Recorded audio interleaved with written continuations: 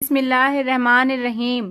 فرعون حضرت مشاطہ کو کھولتے تیل میں جلانے کے بعد جب گھر پہنچا تو اپنی بیوی حضرت آسیہ رضی اللہ تعالی عنہا سے کہنے لگا کہ میں نے ایک عورت کو عبرتناک سزا دی ہے۔ اس کی بیوی نے کہا، تیرا ناس ہو، تو نے ایک معصوم بچی کی جان بھی لی اور بے گناہ عورت کا قتل بھی ناحق کیا۔ فرعون نے کہا، میں نے اس کو اس لیے عبرتناک سزا دی کہ وہ مجھے خدا نہیں مانتی تھی۔ یہ سن کر حضرت آسیہ رضی اللہ تعالی عنہا نے کہا، خدا تو میں بھی تجھے نہیں مانتی، بلکہ تو ایک عام انسان ہے۔ جب فرعون نے یہ سنا تو حیران رہ گیا، کیونکہ اسے حضرت آسیہ رضی اللہ تعالی عنہا سے بڑی محبت تھی۔ حضرت آسیہ رضی اللہ تعالی عنہا کو اللہ تعالی نے بڑا حسن و جمال عطا کیا تھا۔ فرعون نے اسے پوری قوم کی عورتوں میں سے چن کر اس کے حسن جمال کی وجہ سے اپنی بیوی بنایا تھا۔ اس وجہ سے وہ حضرت آسیہ سے بڑی محبت کرتا تھا۔ لہٰذا فرعون کہنے لگا کہ تم کیسی باتیں کر رہی ہو؟ وہ کہنے لگی، میں کہہ رہی ہوں کہ تو جھوٹا ہے، اصلی خدا تو وہی ہے جس کا پیغام لے کر حضرت موسیٰ علیہ السلام تشریف لائے ہیں۔ فرعون نے یہ بات سنی تو اسے بہت غصہ آیا اور کہنے لگا، تو اپنی اس بات سے باز آ جا اور مجھے اپنا خدا مان لے، ورنہ میں تمہارا بھی وہی حشر کروں گا جو میں نے مشاطہ کا کیا ہے۔ حضرت آسیہ رضی اللہ تعالی عنہا کہنے لگیں کہ تو جو چاہتا ہے کر لے، میرے ساتھ میرا رب ہے۔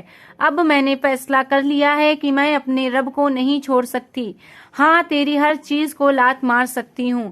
جب فرعون نے یہ بات سنی تو وہ پھر دربار میں آیا اور پھر سے لوگوں کو بلوایا اور کہنے لگا، دیکھو یہ کتنی بڑی سازش ہو گئی ہے کہ موسیٰ علیہ السلام نے میری بیوی کو بھی بہکا لیا ہے۔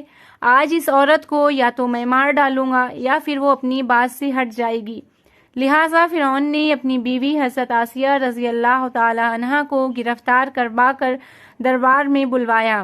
وہ تو محل کی رانی تھیں اور اس کے اشاروں پر نوکر چاکر بھاگ بھاگ کر کام کرتے تھے۔ لوگ احترام کی وجہ سے حضرت آسیہ کی طرف آنکھ اٹھا کر بھی نہیں دیکھتے تھے۔ آج وہی رانی فرعون کے دربار میں ملزم بن کر کھڑی ہو گئی ہے۔ فرعون نے حضرت آسیہ سے کہا کہ تو اتنے بڑے محل میں رہتی ہے، اتنی نعمتوں میں پلی ہے، اب محل کی ناز و نعمت والی زندگی سے محروم ہونا پڑے گا۔ بہتر ہے تو اب بھی باز آ جا اور مجھے خدا مان لے۔ وہ کہنے لگیں کہ فرعون، اب میں نے ایمان قبول کر لیا ہے، لہٰذا میں اپنی بات سے پیچھے نہیں ہٹ سکتی۔ اسی لیے فرعون نے فیصلہ کر لیا کہ میں اسے بھی سزا دوں گا۔ لہٰذا فرعون نے فیصلہ کیا کہ سب سے پہلے سزا کے طور پر اسے رسوا کرو۔ اس نے کہا کہ سب سے پہلے اس عورت کے سارے کپڑے اتار کر لوگوں کے سامنے کھڑا کر دو۔ اب یہ بتائیے، کسی بھی مرد کو لوگوں کے بیچ بے لباس کر دیا جائے تو کیا حال ہوگا؟ ایسی حالت میں مرد بھی چاہے گا کہ زمین پھٹ جائے اور میں اندر سما جاؤں۔ حضرت آسیہ تو آخر عورت تھیں، اور عورت کے اندر تو اللہ تعالیٰ نے شرم حیا رکھی ہوتی ہے۔ فرعون نے اس کے جسم سے لباس اتروا دیا۔ اب سوچئے کہ وہ کتنی عجیب حالت کی شکار ہوں گی۔ ایک طرف ایمان ہے اور دوسری طرف امتحان ہے۔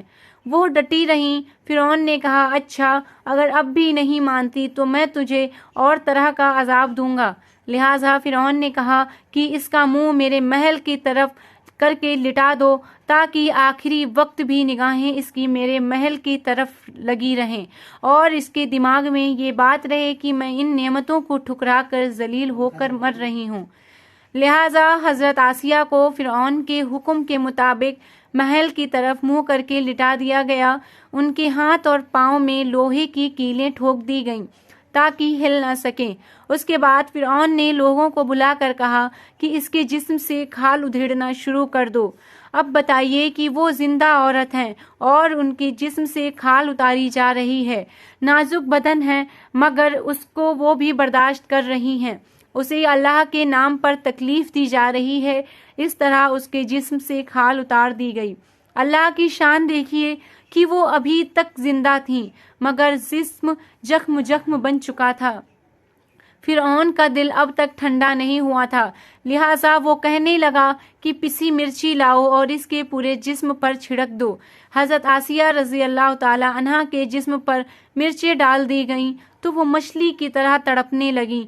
اس وقت حضرت آسیہ نے اللہ سے دعا مانگی کہ اے اللہ، فرعون کا محل سامنے ہے، وہ کہتا ہے کہ ہم نے تمہیں اس محل سے نکال دیا ہے، آج کے بعد تم اس محل میں نہیں جا سکو گی، اس لیے اے میرے پروردگار، مجھے اس محل کے بدلے میں جنت میں ایک گھر چاہیے۔ اے اللہ، میں ایک عورت ہوں، میرے اندر اتنی طاقت نہیں ہے کہ میں فرعون کے اس ظلم و ستم کو برداشت کر سکوں، اس لیے تو مجھے فرعون اور اس کے عمل سے نجات عطا فرما دے۔ اللہ تعالیٰ نے حضرت آسیہ کی